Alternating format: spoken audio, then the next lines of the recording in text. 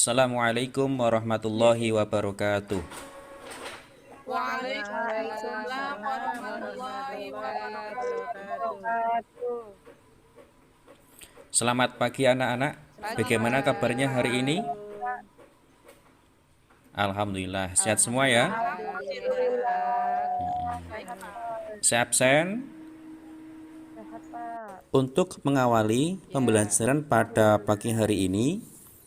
Mari kita terlebih dahulu membaca doa. Silakan Iin Nasiroh untuk memimpin doa terlebih dahulu. ya. Teman-teman, siap gerak? Siap, Bu. Berdoa mulai. Selanjutnya, Pak Guru akan absen dulu ya anak-anak. Hadir semua ya hari ini.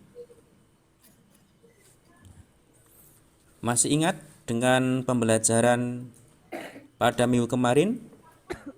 Yaitu tentang ilmu tajwid, yaitu tata cara membaca Ingat, Pak. ayat suci Al-Quran Tentang dengan baik dan benar.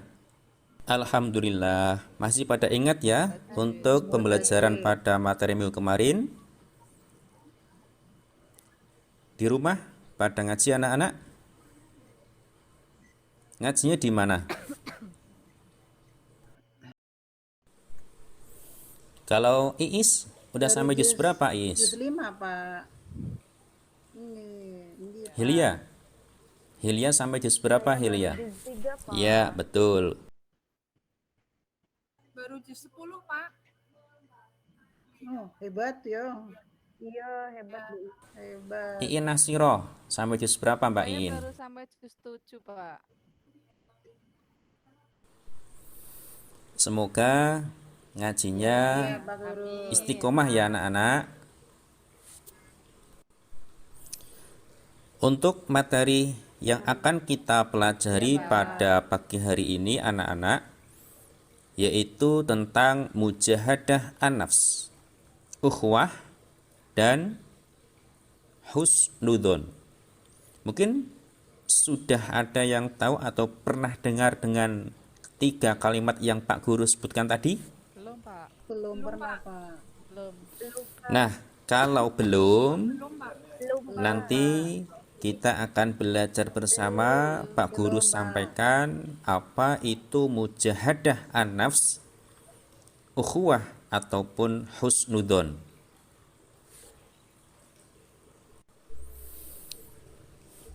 Mujahadah an-nafs itu mengontrol diri anak-anak. Nah, kalau ukhuwah itu persaudaraan. Kalau husnudon itu berprasangka baik. Nah, persaudaraan itu kita tidak cuma bersaudara dengan sesama muslim, termasuk dengan non-muslim pun kita wajib bersaudara. Nah, untuk lebih jelasnya, untuk materi pada pagi hari ini, nanti Pak Guru akan lihatkan melalui PowerPoint yang sudah Pak Guru siapkan. Nanti mohon anak-anak memperhatikan sehingga bisa memahami materi yang kita pelajari pada hari ini. Iya, Pak. Nah, sudah kelihatan anak-anak? Nah, judulnya adalah Mujahadah an-nafs. Mujahadah sudah. an-nafs adalah kata majmu' yang terdiri atas 2 kata, yaitu kata mujahadah dan kata an-nafs. Kata mujahadah memiliki kaitan makna dengan kata jihad, perjuangan, dan kata ijtihad, rajin, giat, atau tekun.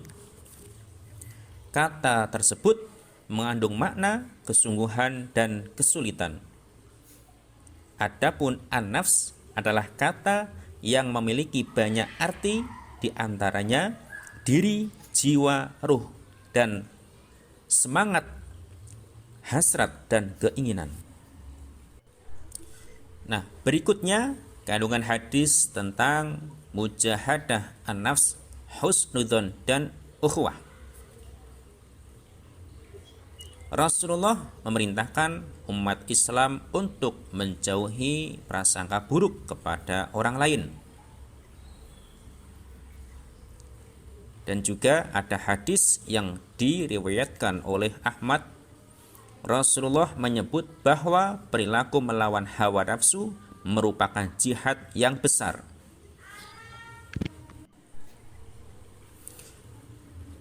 Kompetensi dasar pada materi hari ini yang pertama adalah menganalisis Quran Surat Al-Anfal ayat 72, Quran Surat Al-Hujurat ayat 12 dan ayat 10. Memahami manfaat dan hikmah dari mujahadah an-nafs, husnudzon dan ukhuwah.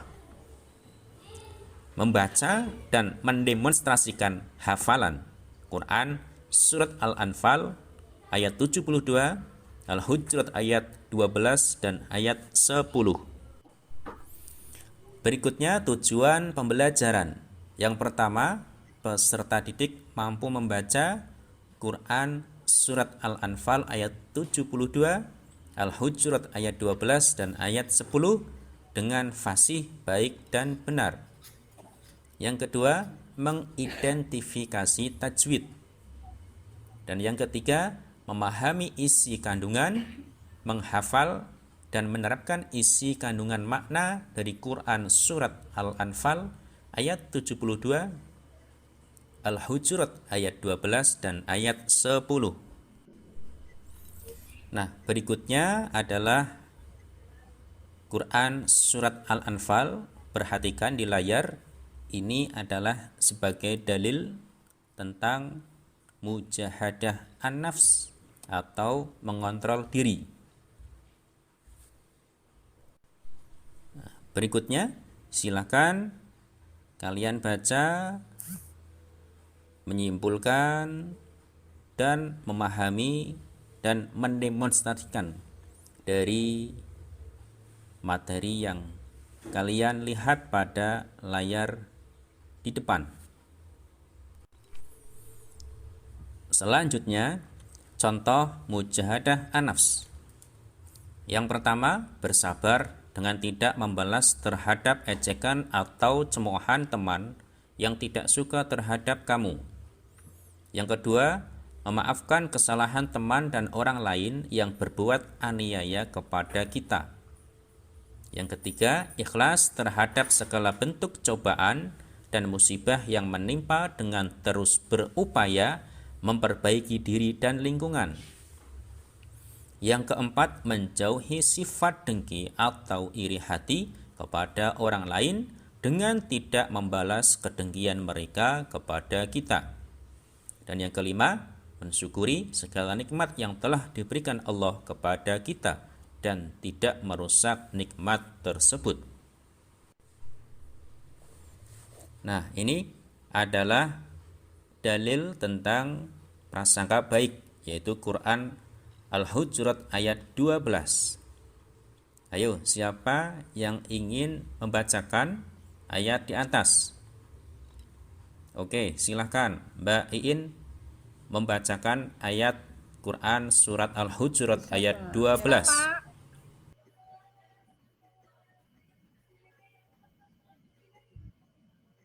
Iya, Pak.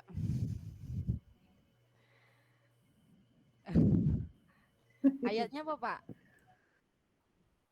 A'udzu billahi minasyaitonir rajim. Bismillahirrahmanirrahim. Ya ayyuhalladzina amanu jtanibu katsiran minadh-dhonn inna ba'dadh-dhonni itsmu wa la tajassasu wa la yaghtab ba'dukum ba'dha ayuhibbu ahadukum Ay, ahadukum ayyakula lahma akhihi maitan fakarihtumuh wattaqullah innallaha tawwabur rahim. Betul. Artinya, Nah, kemudian artinya, wahai orang-orang yang beriman, jauhilah banyak dari prasangka. Sesungguhnya sebagian dari prasangka itu dosa. Dan janganlah kamu mencari-cari kesalahan orang lain. Dan janganlah ada di antara kamu yang menggunjing sebagian yang lain.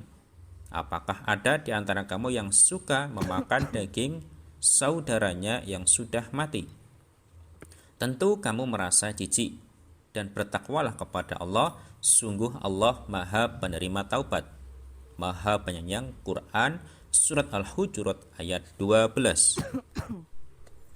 Nah, berikutnya tentang prasangka baik atau husnudzon. Nah, yang pertama contohnya memberikan apresiasi atas prestasi yang dicapai oleh teman atau orang lain dalam bentuk ucapan atau pemberian hadiah. Yang kedua, menerima dan menghargai pendapat teman atau orang lain meskipun pendapat tersebut berlawanan dengan keinginan kita. Yang ketiga, memberi sumbangan sesuai kemampuan kepada yang meminta-minta yang datang ke rumah kita. Yang keempat, turut serta dalam kegiatan-kegiatan sosial, baik ketika di lingkungan rumah, sekolah, ataupun masyarakat. Dan yang kelima, mengerjakan tugas-tugas yang diberikan kepada kita dengan penuh tanggung jawab. Nah, itulah kurang lebihnya materi yang kita pelajari pada hari ini. Berikutnya nanti Pak Guru akan membagi menjadi 4 kelompok. Ada kelompok 1, Iya, Pak. kelompok Bisa, 2, Pak. kelompok 3, dan kelompok 4. Kemudian kalian berdiskusi dengan satu kelompok kalian masing-masing dari apa yang kalian lihat, kalian baca, kalian dengar, materi yang Pak Guru barusan sampaikan. Setelah itu masing-masing kelompok memberikan kesimpulan-kesimpulan dari materi yang kita pelajari pada pagi hari ini. Diskusinya sudah anak-anak? Kalau sudah, Pak Guru tunjuk kelompok Mbak Hilya. Silahkan dari perwakilan kelompok bisa membacakan hasil dari diskusinya. Iya Pak, jadi kesimpulannya yaitu dari pengendalian diri, husnuzon, dan ukhuwah. Pengendalian diri atau mujahadah an-nafs itu artinya menahan diri dari segala perilaku yang dapat merugikan diri sendiri dan juga orang lain. Contohnya misalnya sifat serakah atau tamak. Nah, kemudian husnuzon yaitu sikap orang yang selalu berpikir positif terhadap apa yang telah diperbuat oleh orang lain, Pak. Terima kasih Pak Guru ucapkan kepada kelompok Mbak Hilya. Memang kita dalam hidup di masyarakat itu wajib harus bisa mengontrol. Nah, sebelum kita mengakhiri pertemuan pada hari ini, Pak Guru akan memberikan tugas kalian di rumah. Iya, Pak. Iya, Pak. Yang pertama yaitu mengidentifikasi hukum bacaan. Hukum bacaan Quran Surat Al-Hujurat ayat 10 dan ayat 12. Itu yang pertama. Dan yang kedua, menganalisis asbabun nuzul, menganalisis makna dan menyimpulkan hukum bacaan yang terdapat dalam Quran Surat Al-Hujurat ayat 10 dan 12. Iya, Pak. Iya, Pak. Nah, setelah kalian mengidentifikasi, menganalisis, kemudian kalian Pak. silahkan hasil dari apa yang kalian kerjakan tadi ditulis di kertas folio, kemudian dikumpulkan pada pertemuan minggu Iya, Pak. depan. Paham anak-anak? Alhamdulillah untuk pertemuan hari ini udah selesai. Anak-anakku yang cantik-cantik semuanya, semoga kelak menjadi anak-anak yang solihah. Amin ya rabbal alamin. Mari kita tutup pertemuan pada pagi hari ini dengan bacaan hamdalah bersama-sama.